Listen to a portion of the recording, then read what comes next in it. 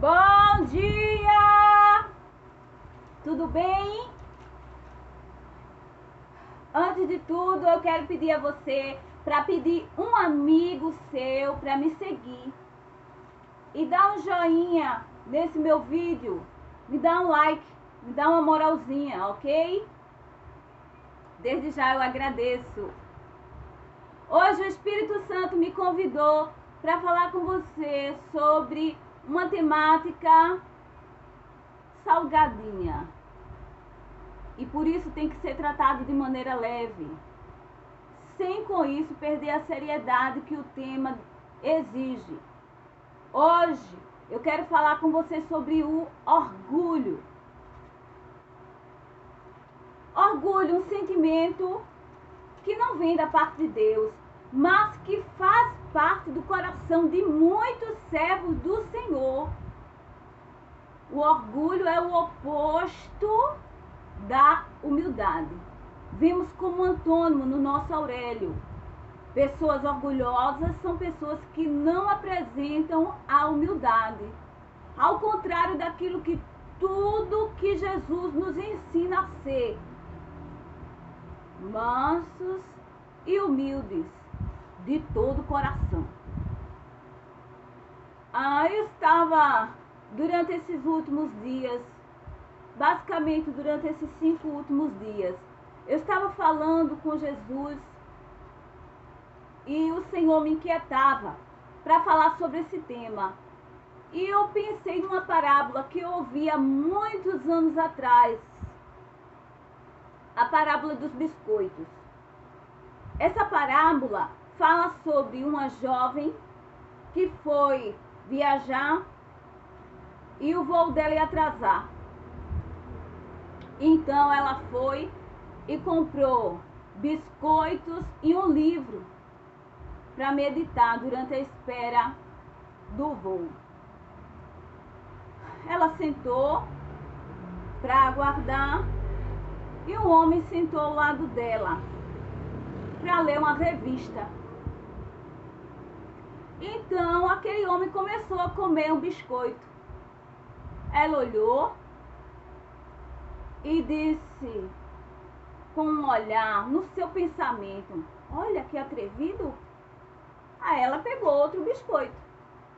E assim sucessivamente, ele pegava um, ela pegava outro. Ele pegava um, ela pegava outro. E aquilo estava despertando uma certa ira naquela mulher, naquela jovem. Aquela indignação.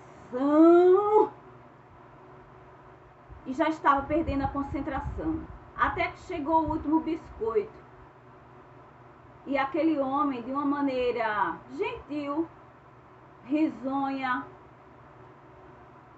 partiu o biscoito ao meio, deu a ela sorrindo a metade e comeu a outra metade. E ali foi o auge de toda a sua ira. Ela parou de ler o seu livro, se levantou e foi para o setor de embarque. E apenas quando ela chegou no avião, foi que ela constatou que o pacote do biscoito que ela tinha comprado estava intacto, fechadinho. E ela morreu de vergonha e percebeu que na verdade ela tinha comido era o biscoito daquele homem. E ela demonstrando tanta indignação, tanta ira, porque ela achando que ele era o inoportuno e na verdade era ela que estava comendo do biscoito dele. E ele, sem nenhuma indignação, com toda generosidade e gentileza, repartiu até o último biscoito. Só que ela percebeu que não dava mais tempo de pedir perdão, de se desculpar. Assim é a vida. Muitas vezes nós nos sentimos indignados e nos sentimos até injustiçados. Mas na verdade estamos comendo do biscoito alheio, não é? E não há mais tempo de pedir desculpa, porque os voos da vida são assim. Nem sempre vamos nos encontrar de novo num saguão do aeroporto. Cuidado, assim como eu. para não estarmos comendo o último biscoito do pacote de alguém. Amém? Eu estava refletindo em que passagem bíblica eu iria meditar. E eu confesso que pela primeira vez uma grande dúvida veio. E só hoje, pela madrugada, me veio essa definição. Vamos ler aqui na corrigida apenas um único versículo. 2 Reis, capítulo 5. Versículo 10. Eu estou lendo na corrigida. Então Eliseu lhe mandou um mensageiro, dizendo: vai e lava-te 7 vezes no Jordão, e a tua carne te tornará e ficarás purificado. Amém! Uma passagem bíblica extremamente difundida, conhecidíssima, que fala sobre a história de um chefe de exército. O chefe do exército da Síria, chamado Naamã, um homem extremamente valoroso, um homem de guerra, um exímio guerreiro, que mesmo sendo leproso, não afastava da guerrilha, porque a precisão daquele homem era extrema. Numa época em que não havia cura para a hanseníase, não, todos eram banidos da sociedade. Todos que possuíam essa praga eram excluídos socialmente. Será que resta dúvida do porquê Naamã não foi excluído? Porque não havia outro homem tão qualificado para a guerra quanto aquele homem, Naamã. Observe que o povo sírio levou uma menina cativa e ficou com uma empregada com muita intimidade da sua senhora, pois a Bíblia não relata seu nome. De maneira anônima, aquela menina, ela mostra ali a evidência de Deus na vida das pessoas e o desejo dele de difundir e propagar todos os seus milagres. Aquela moça diz à sua senhora, vendo aquele quadro tão triste: ah, se meu Senhor estivera nas terras de Israel, certamente ele ficaria curado da sua lepra, porque lá há um homem de Deus, o Eliseu. Aquela palavra, ela não foi tida como uma palavra de uma desempregada. Não. Aquela palavra, ela foi recebida como a solução do grande problema da vida daquele casal. Aquela menina, para ter credibilidade, ela mostrava amor. Mesmo sendo escrava, ela mostrava humildade. Ela não desejava, em hipótese nenhuma, mesmo sendo cativa e escrava, o mal dos seus senhores. A sua senhora leva o conhecimento do seu esposo, está lá, Naamã, diante do rei da Síria, pedindo para ir buscar sua cura.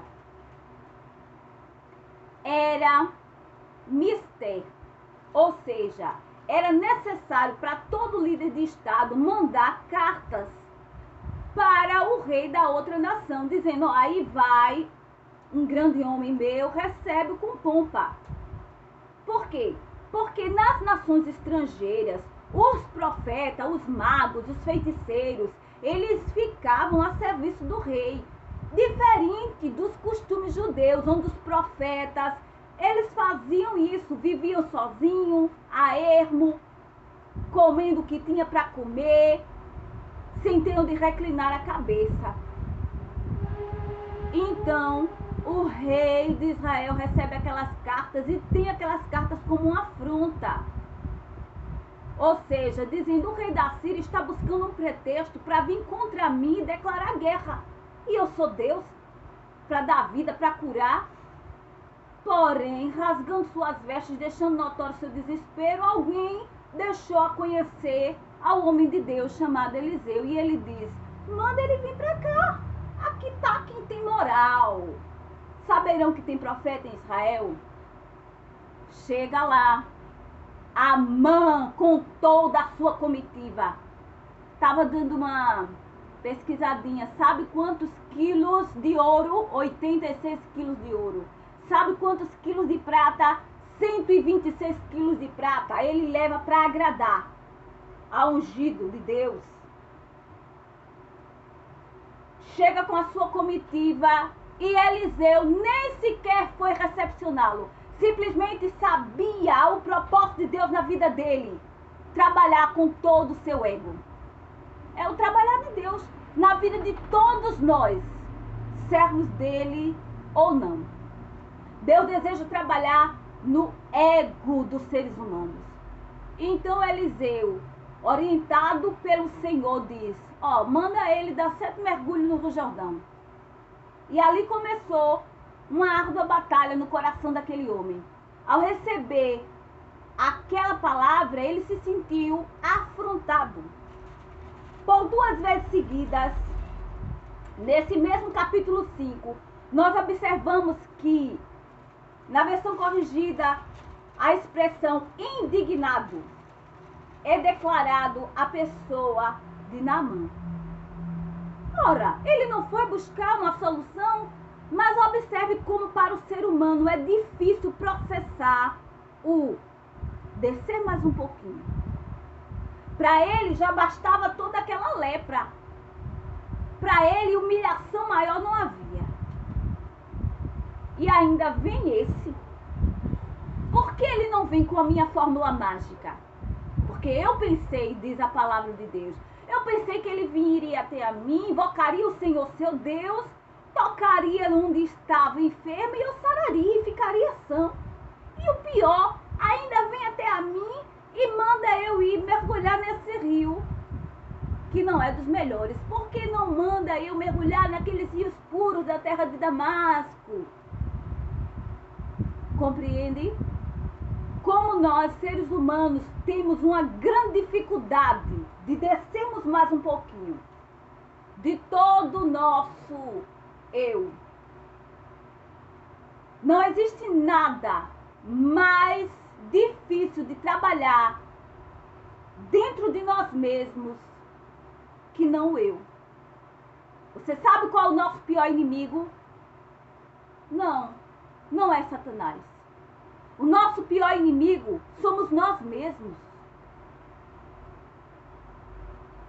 Porque o único que pode roubar a nossa própria bênção somos nós. Foi a batalha de Naamã. Esse é o dilema diário, contínuo, de vidas e vidas que servem a Deus.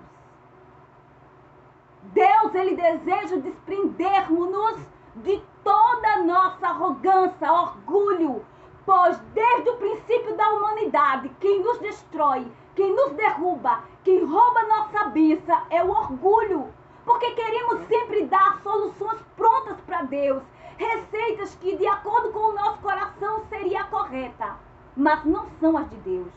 Deus, ele quer despojar-nos de todo eu, para que toda a velha natureza ela seja destruída e ele, somente ele possa aparecer.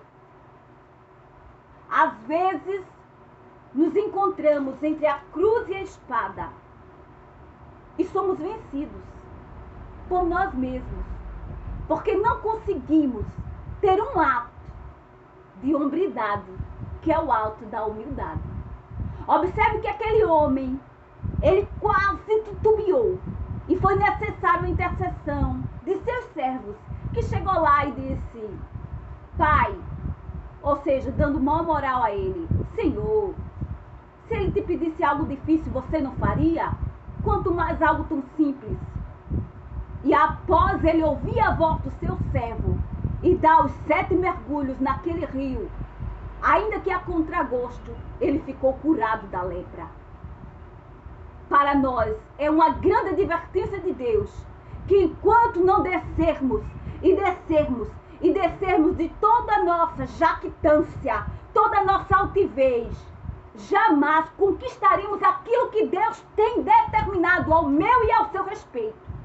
Precisamos nos humilhar e deixar todo o orgulho para que não façamos